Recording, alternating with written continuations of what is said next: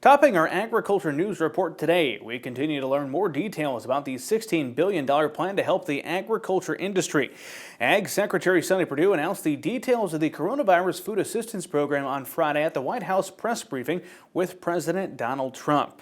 Details later released by Senator John Hoeven highlight the program that will provide $9.6 billion in direct aid to livestock producers, $3.9 billion for commodity crop producers, and $2.1 billion for fruit and vegetable growers.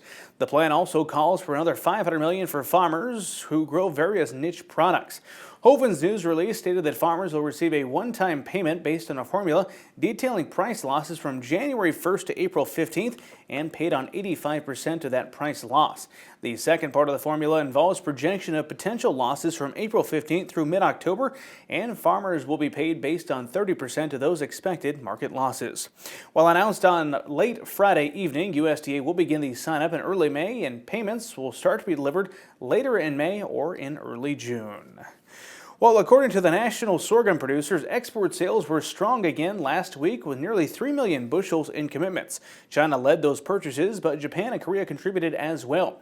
Shipments were also strong with total deliveries of 5.8 million bushels, predominantly to China. In other sorghum-related news, the national sorghum producers are now accepting applications for 3 positions on the 2021 Board of Directors. Applications will be due Friday, May 8th at 5 p.m. Central Standard Time. Just weeks after appearing to give the go-ahead, the Food and Drug Administration reversed course on ethanol plants manufacturing hand sanitizer.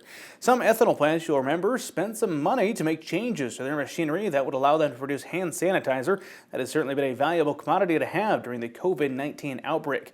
Just weeks later, however, the FDA reversed its initial guidance that relaxed alcohol regulations for hand sanitizer production.